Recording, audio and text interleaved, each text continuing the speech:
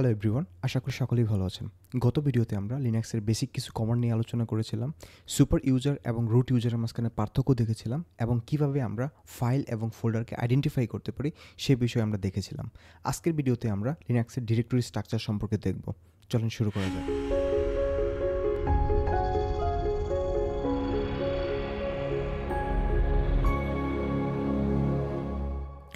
এখন আমি লিনাক্সের command line ইন্টারফেসে একজন রেগুলার ইউজার হিসেবে লগ ইন করে আসি। এটা হচ্ছে আমার ইউজার নেম, এটা হচ্ছে একটা সেপারেটর, এটা হচ্ছে হোস্ট নেম, এটা হচ্ছে আরেকটা সেপারেটর, এটা হচ্ছে ডিরেক্টরি পাথ। তার মানে আমি এখন রুট পাথে আছি এবং এই ডলার সিম্বলটা বোঝানো হচ্ছে যে আমি একজন রেগুলার ইউজার। সো আমি যদি একটা আমার লিস্ট কমান্ডটা এখানে রান করি ls, দেখবো এখানে অনেকগুলো ডিরেক্টরি আছে এবং কিছু ফাইল আছে।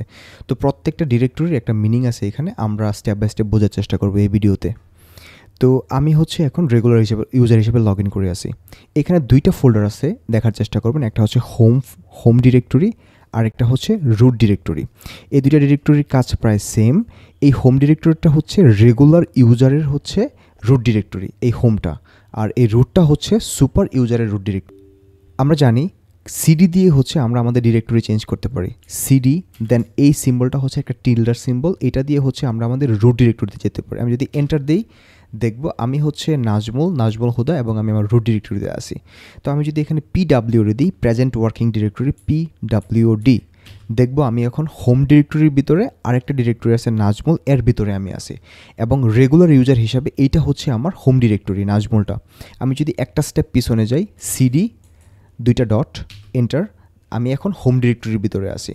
আমি যদি এখানে লিস্ট কমান্ডটা রান করি, এটা হচ্ছে আমার লিস্ট কমান্ডটা হবে ls, দেন হচ্ছে এইটা হচ্ছে আমার নাজমুল, এটা হচ্ছে নাজমুল ইউজারের একটা হোম ডিরেক্টরি এটা। তো আমরা এখানে যতগুলো রেগুলার ইউজার তৈরি করব প্রত্যেকটা ইউজারের নামে একটা করে ডিরেক্টরি এখানে হবে।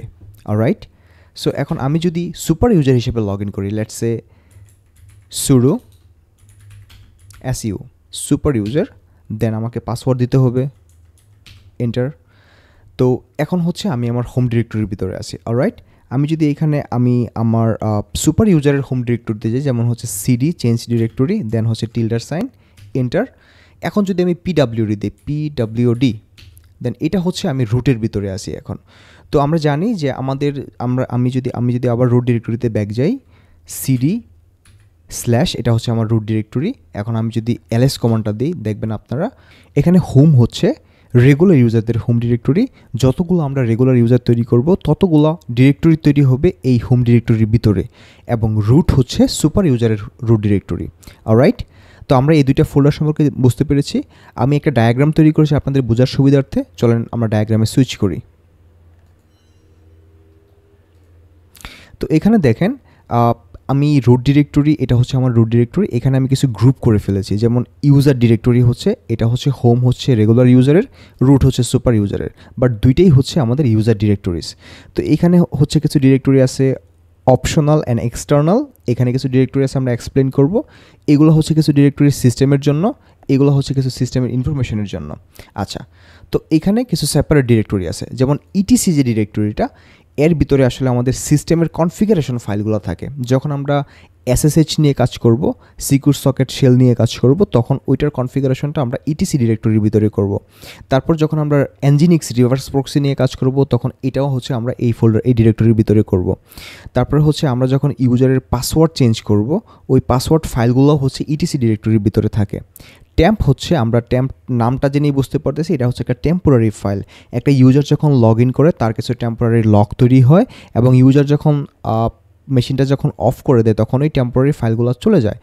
তো আমরা যখন সিস্টেম রান করি এবং সিস্টেমকে হচ্ছে অফ করে ফেলি, টেম্পোরারি ফাইলগুলো তখন চলে যায় আর কি। তো ওই টেম্পোরারি ডেটাগুলো হচ্ছে ট্যাম্প ডিরেক্টরির ভিতরে থাকে। ডেভ হচ্ছে আসলে আমাদের সিস্টেমের একটা নোট ডিরেক্টরি। তো এর ভিতরে হচ্ছে আমরা যখন এক্সটার্নাল ডিভাইসগুলো ইউজ করি, লেটস সে আমি কিবোর্ড ইউজ করতেছি, আমি মাউস ইউজ করতেছি, আমি এক্সটার্নাল হার্ড ড্রাইভ ইউজ করতেছি, আমার সিস্টেমের সাথে আমার হচ্ছে এক্সটার্নাল ড্রাইভগুলোর হচ্ছে যে কনফিগারেশন, এটার যে ইন্টারাকশনের যে কিছু ইম্পর্টেন্ট ফাইল থাকে, সেই ফাইলগুলো হচ্ছে এই ডেভ ডিরেক্টরির ভিতরে থাকে। বার হচ্ছে পরিবর্তনশীল ডেটাগুলো হচ্ছে var ডিরেক্টরির ভিতরে থাকে। যেমন আমরা যখন ডেটাবেসকে কনফিগার করব, তখন ডেটাবেসের সমস্ত ফাইল হচ্ছে এই var ডিরেক্টরির ভিতরে থাকবে। আমরা যখন ওয়েব সার্ভার কনফিগার করব, ওয়েব সার্ভারের সমস্ত ফাইল ফোল্ডার হচ্ছে এই var ডিরেক্টরির ভিতরে থাকবে। অলরাইট, তো এখন আমরা দেখব সিস্টেম ইনফরমেশন সম্পর্কে। এই প্রক ফাইলের ভিতরে আমাদের আসলে মূলত প্রসেসিং ইনফরমেশনগুলো থাকে, যেমন হচ্ছে সিপিইউ ইউজেসটা আমরা দেখতে পারি, সিপিইউর কত পার্সেন্ট ইউজ হচ্ছে, তারপর হচ্ছে কী প্রসেস রানিং আছে, প্রসেস আইডিগুলো দিয়ে আমরা হচ্ছে দেখতে পারি। এই সমস্ত ফাইলগুলো হচ্ছে এই প্রক ডিরেক্টরির ভিতরে থাকে। তারপর হচ্ছে সিস্টেম ডিরেক্টরি, এটার ভিতরে আসলে আমাদের মূলত সিস্টেম ইনফরমেশনগুলো থাকে, যেমন সিপিইউর ইনফরমেশন, ডিভাইস ইনফরমেশনগুলো এই সিস্টেম ডিরেক্টরির ভিতরে থাকে। অলরাইট, এবার আমরা অপশনাল এবং এক্সটার্নাল ডিরেক্টরিগুলো দেখি। ওপিটি হচ্ছে অপশনাল অ্যাড অন প্যাকেজেস। অতিরিক্ত সফটওয়্যারগুলো যখন আমরা ইনস্টল করি, যেমন হচ্ছে গুগল ক্রোম, যেগুলো হচ্ছে আমাদের মূল সিস্টেমের অংশ না, সেই প্যাকেজগুলো আসলে এই ওপিটি ডিরেক্টরির ভিতরে থাকে। এমএনটি হচ্ছে টেম্পোরারি মাউন্ট পয়েন্ট, বাইরে থেকে আনা যে স্টোরেজগুলো আছে, যেমন হচ্ছে ইউএসবি বা অন্য এক্সটার্নাল হার্ড ড্রাইভ, অস্থায়ীভাবে লাগিয়ে যখন আমরা ব্যবহার করি, সেগুলো হচ্ছে এই এমএনটি ডিরেক্টরির ভিতরে আমরা পাবো। তারপর হচ্ছে মিডিয়া ডিরেক্টরি, অটো মাউন্টেড যে ডিভাইসগুলো আছে, যেমন হচ্ছে প্লাগ ইন করলে যে ডিভাইসগুলো অটোমেটিকভাবে খুলে যায়, যেমন ইউএসবি বা ডিভিডি বা মেমোরি কার্ড, এগুলো হচ্ছে মিডিয়া ডিরেক্টরির ভিতরে থাকে। এসআরবি হচ্ছে সার্ভিস ডেটা, সার্ভারের যে ডেটাগুলো আছে, যেগুলো হচ্ছে যেমন এফটিপি ফাইল, এই ফাইলগুলো হচ্ছে মূলত আমরা এই এসআরবি ডিরেক্টরির ভিতরে পাবো। ইউজার হচ্ছে ইউজারের প্রোগ্রাম এবং লাইব্রেরিজ, ইউজারের জন্য রাখা যে প্রোগ্রাম বা লাইব্রেরি যে ফাইলগুলো আছে, সেগুলো হচ্ছে মূলত আমরা এই ইউজার ডিরেক্টরির ভিতরে পাবো। এবার আমরা সবচাইতে ইম্পর্টেন্ট সিস্টেম ডিরেক্টরিগুলো দেখি। এটা হচ্ছে বিন ফাইল। এই বিন ফাইলটা হচ্ছে এসেনশিয়াল ইউজার যে কমান্ডগুলো আছে আমাদের আছে, যেগুলো হচ্ছে সমস্ত ইউজারের জন্য প্রয়োজনীয়, যেমন হচ্ছে লিস্ট কমান্ড, তারপরে হচ্ছে মুভ কমান্ড, তারপরে হচ্ছে কপি কমান্ড, তারপরে হচ্ছে চেঞ্জ ডিরেক্টরি কমান্ড। এই কমান্ডগুলো হচ্ছে সমস্ত ইউজার ইউজ করতে পারে, সেই কমান্ডগুলো হচ্ছে বিন ডিরেক্টরির ভিতরে থাকে। তারপর হচ্ছে এস বিন, এটা হচ্ছে সিস্টেম অ্যাডমিন যে কমান্ডগুলো আছে, যেমন হচ্ছে শাটডাউন, কোনো প্যাকেজ ইনস্টল করা, এই কমান্ডগুলো হচ্ছে মূলত এস বিন ডিরেক্টরির ভিতরে থাকে, যেগুলো হচ্ছে সিস্টেমের অ্যাডমিন বা রুট ইউজার ইউজ করে থাকে আসলে। তো লিপ হচ্ছে এসেনশিয়াল লাইব্রেরিগুলো হচ্ছে এই লিপ ডিরেক্টরির ভিতরে থাকে, প্রোগ্রাম চালাতে যে লাইব্রেরিগুলো আমাদের ইউজ হয়। তারপরে লিপ 64 হচ্ছে 64 বিট সিস্টেমের লাইব্রেরি রাখার জায়গা। তারপর হচ্ছে বুট হচ্ছে মূলত বুট লোডার এবং কার্নেল, সিস্টেম চালু করার সময় দরকারি যত ফাইল আছে, যেমন লিনাক্স কার্নেল বা বুট লোডার, সেই ফাইলগুলো রাখার জন্য এই বুট ডিরেক্টরিতে ব্যবহৃত হয়। আশা করি এই ভিডিওতে আমরা ডিরেক্টরি স্ট্রাকচার সম্পর্কে সমস্ত বিষয় কভার করতে পেরেছি। পরবর্তী ভিডিওতে আমরা ডিরেক্টরি পাথ সম্পর্কে জানবো, তারপর হচ্ছে আমরা ডিরেক্টরি ক্রিয়েট করা, ডিরেক্টরির ভিতরে ফাইল ক্রিয়েট করা, সমস্ত বিষয় নিয়ে আলোচনা করব। সে পর্যন্ত ভালো থাকবেন সবাই।